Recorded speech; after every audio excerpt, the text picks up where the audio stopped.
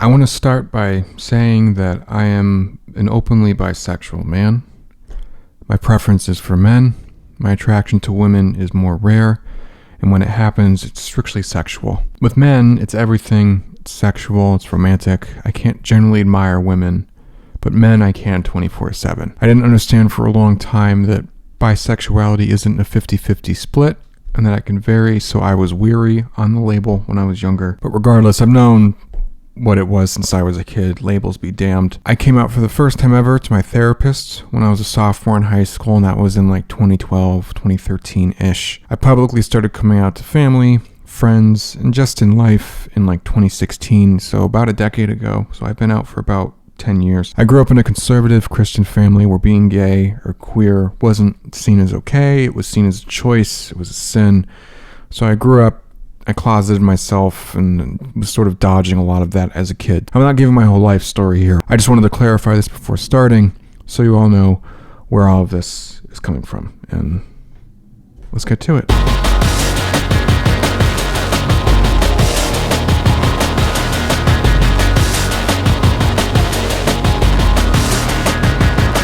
When Heated Rivalry hit the scene earlier this year, I immediately caught a whiff of the type of show this was going to be.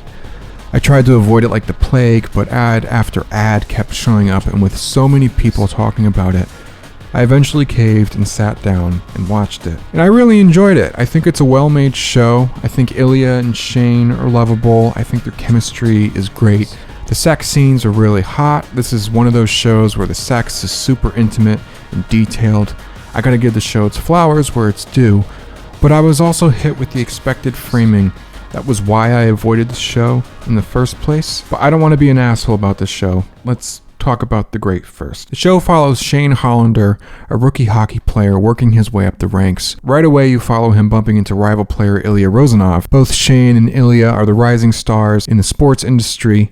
They're in the spotlight frequently and are pitted against each other equally as much. However, behind the scenes they quickly learn of their attraction for each other, and they get busy. This show follows the modern trend in storytelling of time skips, and this show does so many time skips. Basically, you'll get months, even years, that'll just suddenly pass. It felt like a bit much to me, it felt a bit jarring, but basically we get this fast-forwarded pacing of Shane and Ilya going months without seeing each other, texting and teasing each other during these gaps, and then finally playing a game against each other where they're in the same place so they can hook up. This show largely centers around Shane's coming to with himself about his sexuality and the struggles of being a closeted gay or bisexual athlete. The fear of being outed, of what the industry will think and how it'll affect their careers, is constantly hanging in the air and weighs on these characters. Shane's very hesitant with Ilya at first, but slowly unravels as he realizes that this is what he wants. One thing I loved about Shane's self-discovery is that the intimacy is used as a reflection of how comfortable Shane was. From the first time where he's more hesitant and nervous, and the other time where he literally wouldn't sleep with Ilya because a teammate was sleeping next door and he was afraid of the guy next door hearing them, to the scene where Shane confidently tells Ilya that he wants him. While gratuitous sexual content is the norm for gay depictions, I really appreciated the fact that the intimacy felt earned here. There was a sense of narrative and progression going on here that gave it some weight. The show introduces two other characters, Scott Hunter, who's a captain for the New York Admirals who would play against Ilya and Shane often, and Kip, who's a barista that is into Scott whenever he would stop by for a coffee. It doesn't get kitschier than a coffee shop. I'm sorry. I kind of winced at the scenario between these two, but moving on. Scott and Kip hit it off, and they're the other couple that the show kind of shifts to and focuses on along the way. The show eventually doubles down on its queer strife with them, with Scott telling Kip he can't come out since he runs a scholarship organized by the Catholic Church he was brought up in. Now, the show is only 6 episodes long, so it bounces between Shane and Ilya and Scott and Kip rather quickly, with Scott and Kip definitely being more on the side. It did impress me that it never felt confusing or rushed, however. It handled the two couples intertwining in the plot very well, without the plot losing its focus or being overwhelming for the viewer. Ultimately, Scott comes out publicly by bringing Kip down to the rink after winning the cup and kissing him in front of everyone. This encourages Shane and Ilya in the last episode to pursue being together more seriously, however still privately. Scott starts off the finale by doing an award acceptance speech where he talks about how hard it is being gay, how hard it was to come out, and how fearful he was. But he emphasizes how important it was that he did it. And this is all very, very true.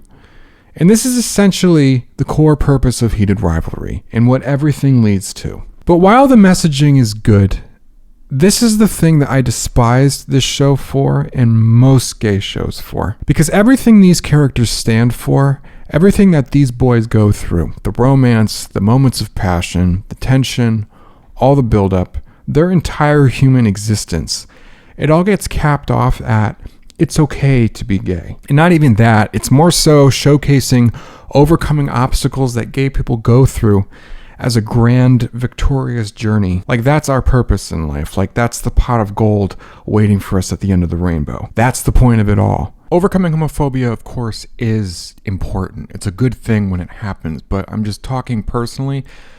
The way that this show frames it, it's like, this is like the best thing for us. And like, it is good for us. Of course, we don't want to have to deal with homophobia.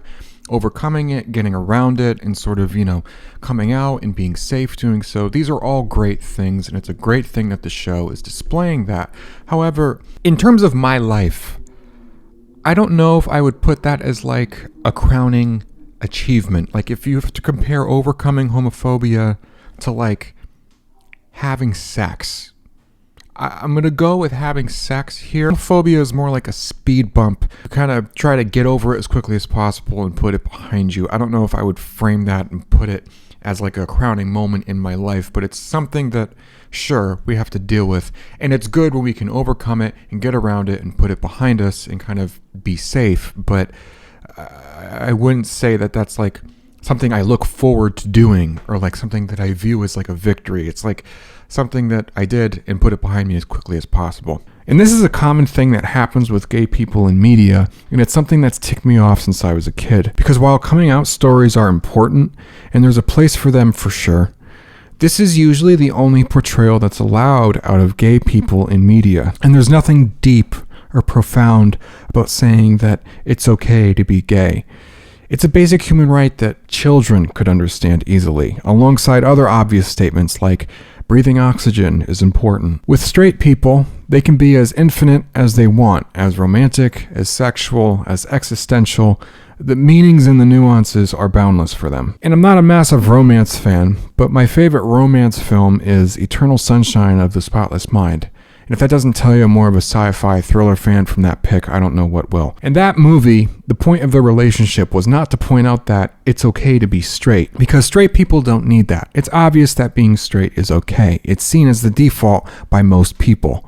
The point of the movie was the sparks, the tender moments, the chemistry being torn apart and being sewn back together, albeit in a more broken state.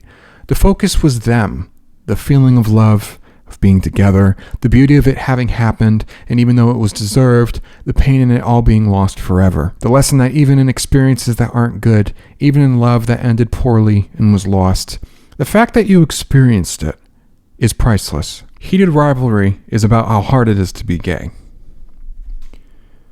And that's it. That's it. Their victory, as it's framed in the storytelling, is in just proving that they deserve to exist. I think about Scott's speech. This is shot as such a victorious moment, even more so than him winning the actual cup. And I'm not saying that queer people don't go through these struggles. Believe me, I have faced plenty of them personally. That's not my point. I'm not dismissing this struggle, the struggles. But while this framing is supposed to be shedding light on this stuff, all it really does in the end is belittle gay people to their struggle. All they are in these shows, all we are, is the struggle. They aren't allowed nuances and the infinite depth of being human. The last moments of season 1, the grand finale they wrap everything up with, are of Shane and Ilya coming out to Shane's parents. The victory, the profound point as it's delivered in the writing, is that they are merely seen and accepted. And it's important to discuss these things, yes, but at the same time, I find it really infantilizing of gay people and of myself. And I find it very boring most of the time. Because again, there's nothing deep about thinking that gay people existing is okay. Nor is it an invigorating plotline for me. Especially when it's the default route for almost every gay or bisexual person being portrayed and stuff. That acceptance should just be expected, especially in 2026. And I spent most of my life bitter that these gay shows wouldn't speak to me, like there was something wrong with me or something like that. But it took until just now for me to realize that a show like Heated Rivalry isn't for me. It's mostly for straight people. And I think the fact that the book it's based on was written by a woman who's married to a man is also telling of that. Now, there's nothing wrong with Heated Rivalry or its author or with women writing gay men. In fact, most of the gay men you see in media are written by women. You can try to find gay men written by gay men, and it's very challenging. Like, seriously, good luck. Women, whether they are straight, gay, or bi, can't capture the authentic experiences of being a gay or bisexual man like a gay or bisexual man can. It always struck me as odd, the certain type of cuteness that would frame everything in shows like this. It's in their chemistry. It just feels off. Like it should be okay, but watching these two boys fool around with each other just feels... There's an angle of it that's not relatable to me for some reason.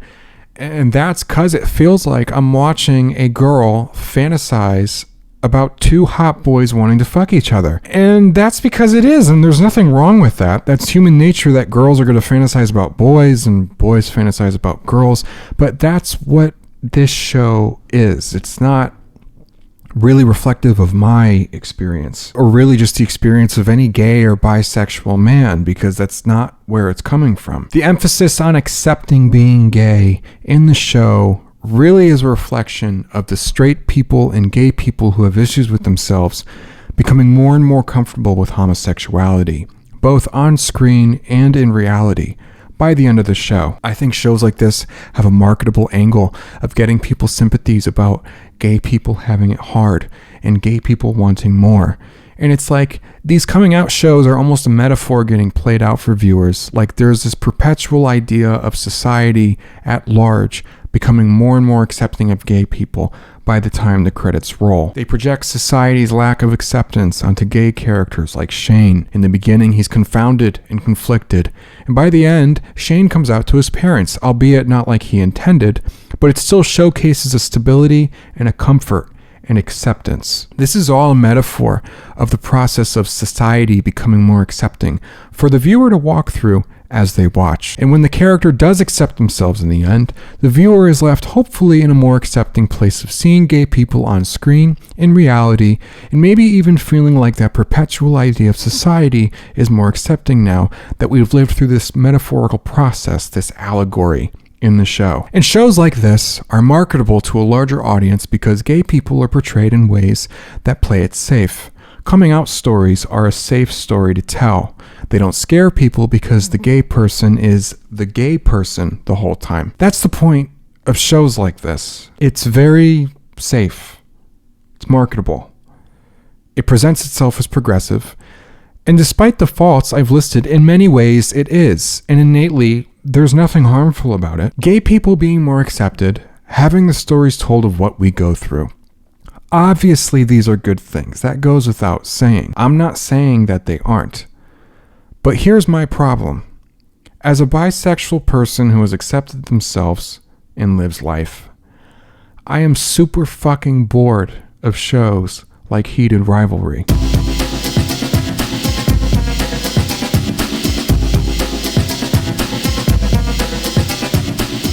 If you are a gay person that enjoyed Heated Rivalry, I'm happy for you. If you are a straight person that enjoyed Heated Rivalry, I'm happy for you as well. There is nothing wrong with Heated Rivalry. Nothing I've talked about is a problem or directly doing harm, so to speak. I enjoyed the show. I'm happy for its success and look forward to season 2. It's not what Heated Rivalry is.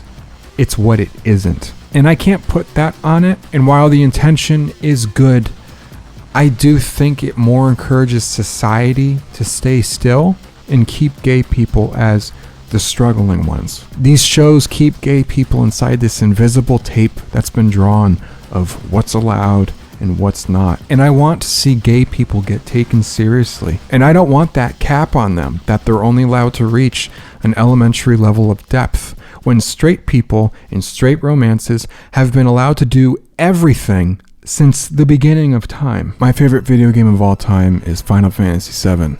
The main character, Cloud Strife, is a sought-after character by many girls. I can't blame them. I myself had a crush on Cloud since I was like 15. Cloud's main romantic pursuit is Tifa, his childhood friend. They lost contact with each other when Cloud went to join Shinra. Upon reconnecting, they end up traveling together throughout the world. Throughout the game, you watch them go through struggles and adventures together, Tifa even needing to help Cloud through a psychotic break when he doesn't even know who he is anymore. I think of the scene when it's just Cloud and Tifa outside the airship, and they finally get together after the whole will they, won't they, but they're definitely going to, don't worry type narrative between the two. And it's nothing unique, but it is different from others because I loved what Cloud and Tifa had. I loved watching them chase Sephiroth together. I loved watching Tifa look after Cloud, worried about him, knowing he's really not right in the head. I loved watching Tifa not leave his side when he was in the hospital. I loved the iconic flashback to their promise they made as kids. I loved having Cloud and Tifa fight together in the turn-based combat. I loved watching them live through things, everything, anything together. I loved their personalities together. I loved their contrast, their chemistry, their struggles, their moments of conversing together. This is what I want for gay people. And this is what we never get. And this isn't what Heated Rivalry gives either. I want Cloud with a boyfriend, figuratively speaking. I don't want Cloud to have a boyfriend. That's not my point. I want gay people, gay couples to be written in the way that straight people and straight couples have been written since the beginning of time in everything. I want gay sci-fi stars. I want action heroes, romantic subplots where the point isn't who they are, but what they find in and without each other, like it's always been with straight people. I want the main character treatment. I want that. And I'm not the only person who has said this, and I feel like saying this a long time ago. When I was a teenager in like 2014, I would have been told I have internalized homophobia or something like that, but that's bullshit. I look in video games, and I've played games where you control straight men my whole life, and it's never bothered me. It's never kept me from enjoying the game at all. And there's no reason why a straight person couldn't play a game where there's a gay romantic interest in the same vein of Cloud and Tifa in Final Fantasy VII, or I think of something like Gordon and Alex in Half-Life 2, or literally every other game ever where you have a caked up babe thrown at you because the character you're playing as is a straight man. And there's nothing wrong with that. I want that too. I want that to serve me too, you know? And let me remind you that these games are sort of more reflective of my taste. You know, Heated Rivalry and other shows where there are some gay people to be found, which is generally teen dramas and romantic dramas that are very millennial or Gen Z in a way that usually just annoys me. They're so out of my comfort zone and my usual tastes. In all the games I grew up playing, the shows I watched, the anime I loved, there were never any gay people or bisexual people. And if there were, it was maybe like a 2-second clip on the side or whatever. And that shit is just flat out an insult. And this is the part where I'm supposed to turn and say, and they need to get on it. And that would be the optimistic thing that's been echoed over the years, hopeful for more progress, which is good. Obviously, we all feel like that. And you have things like Billy Kaplan and Marvel, who's gay, and it's not the center of his stuff. You know, I only watched Agatha all along solely to watch his character. It was all right. I think his framing was better than what it usually is. Jeremiah from The Summer I Turned Pretty was bi, and like that was fine too, but other from like hooking up with like the one guy early on, he never really had a boyfriend. Like I want a character like that having a boyfriend, being center stage. And even with the rare examples like that, there's still barely anything. Really, the stuff that you'll find a surplus of is the coming out shows and the coming out movies and the gay strife movies. And of course, the default is to remain hopeful that they'll respect gay people and things for once. But I'm gonna be real, they're not going to.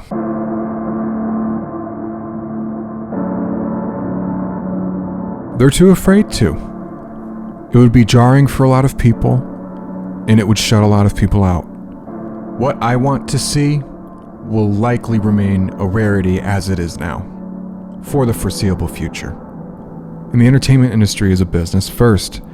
Media starring a gay or bisexual character where they're taken seriously like straight people have would turn a lot of people off if it were ever to get greenlit in the first place. It wouldn't get nearly as much press.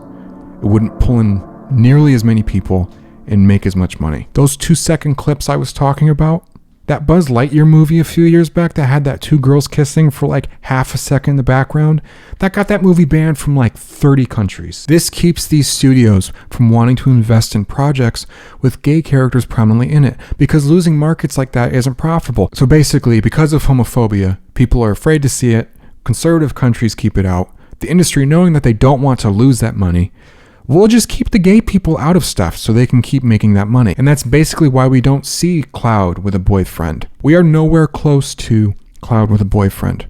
Or Tifa with a girlfriend. Or, people talk about a gay Disney prince or princess. We are nowhere close. And the fact of the matter is, if they did do it, it would probably be the most safe, by the numbers coming out story, where the only thing that they are is gay, because that's the only slightly marketable story in their eyes. And most queer people, myself included, will probably go see anything with queer people in it, because we're just desperate to see anything that has someone remotely closer to who we are than usual, even if the project sucks, and even if the character that is gay or whatever isn't even that interesting. Meanwhile, straight people have an endless supply of main characters to choose from, and we're being told that we're being forced on them. I mean, the bar is below hell. There is so much depravity amongst queer people. And it's always been a terrible sight. And so the next logical question is, what is it going to take? Well, it's going to take people just making it anyway. Making Cloud with a boyfriend. Making the gay Disney prince or princess. And this stretches to trans representation. Representation for people who are non-binary. This is true even over in the conversation around racial representation. Getting more black main characters on screen. And I'll note, in terms of gay people, as a white man myself, I'm more likely to see a bi white man rather than a bi black man or any other race.